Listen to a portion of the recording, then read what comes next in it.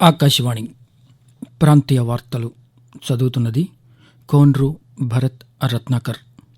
ముఖ్యాంశాలు: రాష్ట్రంలో జలజీవన్ మిషన్ను సమర్థవంతంగా అమలు చేయాలని ముఖ్యమంత్రి నారా చంద్రబాబు నాయుడు అధికారులను ఆదేశించారు. రాజమహేంద్రవరం నుంచి ఢిల్లీకి నేరుగా వెళ్లే విమాన సేవలు ఈ రోజు నుంచి ప్రారంభమయ్యాయి. స్వర్ణాంధ్ర 2047 విజన్ డాక్యుమెంట్ను ముఖ్యమంత్రి నారా చంద్రబాబు నాయుడు రేపు విజయవాడలో ఆవిష్కరిస్తారు. నైపుణ్య గణన పూర్తి చేసేందుకు జిల్లాల సంయుక్త కలెక్టర్లను నోడల్ అధికారులుగా నియమిస్తూ రాష్ట్ర ప్రభుత్వం ఉత్తర్వులు జారీ చేసింది. రాష్ట్రంలోని 4 గ్రామ పంచాయతీలకు జాతీయ స్థాయి పురస్కారాలు లభించాయి. వార్తల వివరాలు: రాష్ట్రంలో ప్రతి ఇంటికి తాగునీటిని అందించేలా జలజీవన్ మిషన్ను సమర్థవంతంగా అమలు చేయాలని ముఖ్యమంత్రి నారా చంద్రబాబు నాయుడు అధికారులను ఆదేశించారు.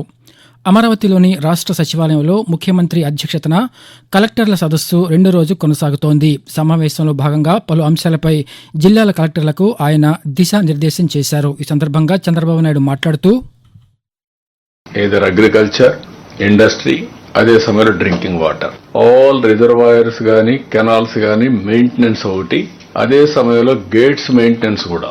ప్రాజెక్టులు కట్టడం ఎంత ముఖ్యమో ప్రాజెక్ట్స్ ని మెయింటైన్ చేయడం కూడా equal important. We have to protect all projects from now onwards. ఈ ఇయర్ మనం కేర్ఫుల్ గా చేశాం, అన్ని రిజర్వాయర్లు ఫిల్ చేయగలిగాం. దానివల్ల కొంత ఒక సాటిస్ఫాక్షన్, ఒక వెసులుబాటు వచ్చింది. దగ్గర మీరు చూస్తే శ్రీశైలం నుంచి చాలా వాటర్ డ్రా చేసి సముద్రంలో పోయే నీళ్లన్నీ కూడా రాయలసీమలో ఉండే అన్ని ప్రాజెక్ట్స్ డెవలప్ చేయగలిగాం. రాజమహేంద్రవరం విమానాశ్రయం నుంచి మరిన్ని పట్టణాలకు విమాన సేవలను విస్తరిస్తామని కేంద్ర పౌర విమానయాన శాఖ మంత్రి కింజరాపు రామ్మోహన్ నాయుడు తెలిపారు. రాజమహేంద్రవరం నుంచి ఢిల్లీకి నేరుగా విమాన సేవలు ఈ రోజు నుంచి ప్రారంభమయ్యాయి.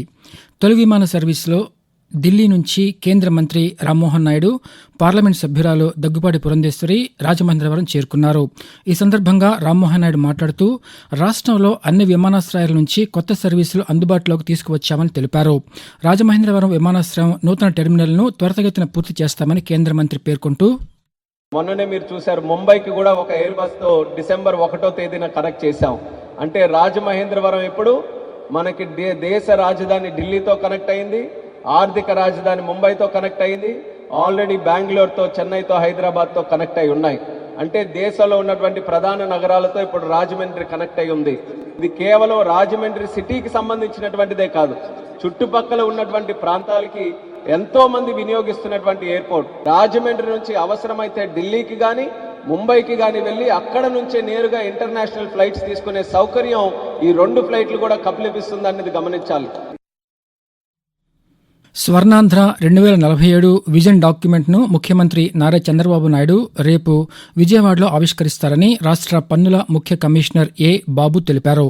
విజయవాడలోని జిల్లా కలెక్టర్ క్యాంప్ కార్యాలయంలో ముఖ్యమంత్రి పర్యటన ఏర్పాట్లపై అధికారులతో సమీక్ష నిర్వహించారు. ఈ సందర్భంగా ఆయన మాట్లాడుతూ, విజయవాడ ఇందిరాగాంధీ నగరపాలక సంస్థ క్రీడా మైదానంలో నిర్వహించే స్వర్ణాంధ్ర 2047 విజన్ డాక్యుమెంట్ కార్యక్రమానికి రాష్ట్రంలోని వివిధ ప్రాంతాల నుంచి వచ్చే వారి కోసం వాహనాల పార్కింగ్, భద్రత, విద్యుత్, త్రాగునీటి సరఫరా, పారిశుద్ధ్యం, రవాణా, వైద్య శిబిరాలు వంటి ఏర్పాట్లు చేయాలని అధికారులకు సూచించారు. నైరుతి బంగాళాఖాతంలో ఏర్పడిన అల్పపీడన ప్రభావంతో తిరుపతి జిల్లా వ్యాప్తంగా ఈ తెల్లవారుజాము నుంచి భారీ వర్షాలు కురుస్తున్నాయి.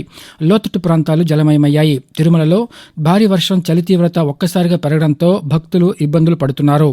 కొండ చర్యలు విరిగిపడే ప్రమాదం ఉండడంతో పాప వినాశనం, శ్రీవారి పాదాలకు వెళ్లే మార్గాలను తాత్కాలికంగా మూసివేశారు. భారీ వర్షాల నేపథ్యంలో తిరుపతి నగరపాలక సంస్థ పరిధిలో హెల్ప్ లైన్ కేంద్రాన్ని ఏర్పాటు చేశామని కమిషనర్ ఎన్ మౌర్య పేర్కొంటూ, ఉండి ఈ 2 రోజులు కూడా వర్షం నీరు తగ్గేంత వరకు బయటికి రాకోకుండా స్కూల్స్ కూడా హాలిడే ఇచ్చాము. ఇన్ కేస్ అవసరమైతే రీహాబిలిటేషన్ సెంటర్ కూడా షిఫ్ట్ చేయడం జరుగుతుంది. కంట్రోల్ రూమ్ నంబర్ కూడా ఉంది కాబట్టి ఎనీ అలర్ట్ మీ amenity secretary or sanitation secretaries కైనా చెప్పండి, లేదా కంట్రోల్ రూమ్ కైనా కాల్ చేసేసి ఏమైనా ఇష్యూస్ ఉంటే రేస్ చేయొచ్చు. మొత్తం 13 రీహాబిలిటేషన్ సెంటర్స్ ఇప్పటి వరకు అయితే మనం పెట్టడం జరిగింది.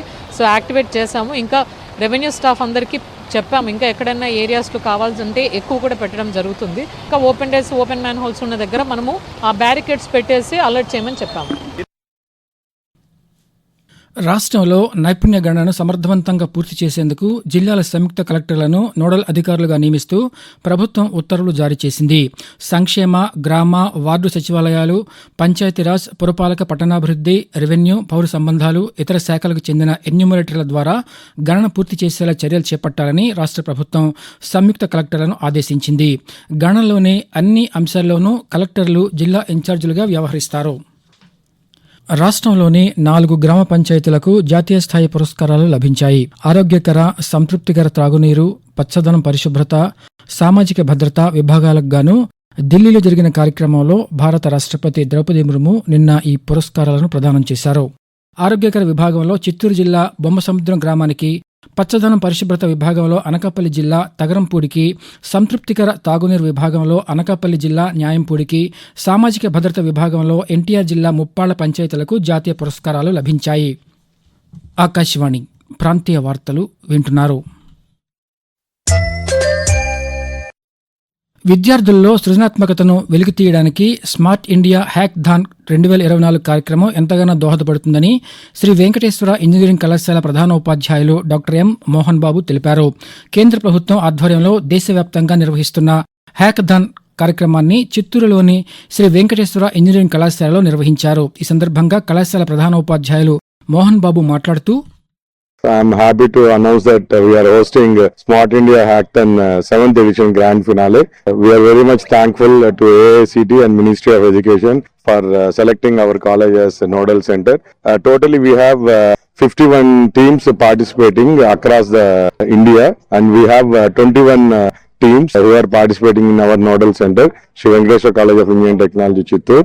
And we have 19 teams reported. Especially our special thanks to Ministry of Education. This is all because of the Prime Minister Sri Narendra Modi initiatives. Anganwadi కేంద్రాలు, ప్రభుత్వ పాఠశాలల్లో విద్యార్థులకు అందించే భోజనంలో నాణ్యతా ప్రమాణాలు తప్పనిసరిగా పాటించాలని రాష్ట్ర ఆహార కమిషన్ చైర్మన్ విజయప్రతాప్ రెడ్డి తెలిపారు. అనంతపురం జిల్లాలోని ప్రభుత్వ పాఠశాలలు, అంగన్వాడీ కేంద్రాలను ఆయన ఆకస్మికంగా తనిఖీ చేశారు. ఈ సందర్భంగా ఆయన మాట్లాడుతూ, ఫుడ్ కమిషన్ ముఖ్యంగా civil supplies, mid day meals, anganwadis, welfare hostels, ఇది నేషనల్ ఫుడ్ సెక్యూరిటీ యాక్ట్. ఆ యాక్ట్ మీద మేము పనిచేయడం జరుగుతా ఉంది. దీంతో పిల్లలకు సక్రమంగా భోజనాలు ఇస్తున్నారా లేదా, ఏమైనా లోటుపాట్లు ఉన్నాయా, అంగన్వాడీస్ లో సక్రమంగా అన్ని వస్తువులు THR అయితేనేంటి, పిల్లలకి ఇచ్చే పాలు, గుడ్లు, ఇవన్నీ కూడా క్వాంటిటీ, క్వాలిటీ అన్ని చెక్ చేస్తాం. వీడియో రూపంలో ఆ తప్పులు మాకు పంపిస్తే వాటి మీద మేము సివియర్ చర్యలు తీసుకుంటాము. పార్వతీపురం, మన్యం జిల్లా కురుపాంలో రేపు ఉద్యోగ మేళాను నిర్వహిస్తున్నామని జిల్లా కలెక్టర్ ఏ శ్యాంప్రసాద్ ఒక ప్రకటనలో తెలిపారు. రాష్ట్ర నైపుణ్యాభివృద్ధి సంస్థ ఆధ్వర్యంలో నిర్వహిస్తున్న కురుపాం ప్రభుత్వ జూనియర్ కళాశాలలో నిర్వహిస్తున్న మేళాలో 10వ తరగతి, ఇంటర్, డిప్లొమా, డిగ్రీ అర్హతగా కలిగిన యువత పాల్గొనవచ్చని చెప్పారు. ఆసక్తి కలిగిన అభ్యర్థులు తమ వివరాలను naipunyam.ap.gov.in వెబ్సైట్లో నమోదు చేసుకోవాలని తెలిపారు. రాజధాని అమరావతికి భూములు ఇచ్చిన రైతులకు ప్రత్యామ్నాయంగా కేటాయించే ప్లాట్లకు ఈరోజు ఈ లాటరీ నిర్వహిస్తున్నట్లు రాజధాని ప్రాంత అభివృద్ధి ప్రాధికార సంస్థ CRDA కమిషనర్ కాటమనేని భాస్కర్ ఒక ప్రకటనలో తెలిపారు. విజయవాడ లెనిన్ సెంటర్లోని CRDA ప్రధాన కార్యాలయంలో ఈ లాటరీ జరుగుతుందని తెలిపారు. అమరావతి ప్రాంతంలోని 14 గ్రామాల రైతులకు మధ్యాహ్నం 2 గంటల నుంచి సాయంత్రం 5 గంటల వరకు ఆన్లైన్ వ్యవస్థ ద్వారా ప్లాట్లను కేటాయించనున్నట్టు తెలిపారు. నవలూరు, కొరగల్లు, నిడమర్రు, రాయపూడి, లింగాయపాలెం, మల్కాపురం, నెక్కల్లు, శాఖమూరు, తుళ్లూరు, వెలగపూడి, మందడం, అనంతవరం, ఐనవోలు తదితర గ్రామాల్లో సంబంధిత రైతులు హాజరు కావాలని సూచించారు. ప్రాంతీయ వార్తలు ముగించే ముందు ముఖ్యాంశాలు మరోసారి. రాష్ట్రంలో జలజీవన్ మిషన్ను సమర్థవంతంగా అమలు చేయాలని ముఖ్యమంత్రి నారా చంద్రబాబు నాయుడు అధికారులను ఆదేశించారు. రాజమహేంద్రవరం నుంచి ఢిల్లీకి నేరుగా వెళ్లే విమాన సేవలు ఈ రోజు నుంచి ప్రారంభమయ్యాయి. స్వర్ణాంధ్ర 2047 విజన్ డాక్యుమెంట్ను ముఖ్యమంత్రి నారా చంద్రబాబు నాయుడు రేపు విజయవాడలో ఆవిష్కరిస్తారు. నైపుణ్య గణన పూర్తి చేసేందుకు జిల్లాల సంయుక్త కలెక్టర్లను నోడల్ అధికారులుగా నియమిస్తూ రాష్ట్ర ప్రభుత్వం ఉత్తర్వులు జారీ చేసింది. రాష్ట్రంలోని 4 గ్రామ పంచాయతీలకు జాతీయ స్థాయి పురస్కారాలు లభించాయి. ఆకాశవాణి ప్రాంతీయ వార్తలు తిరిగి 6 గంటల 10 నిమిషాలకు ఆకాశవాణి విశాఖపట్నం కేంద్రం నుంచి వింటారు.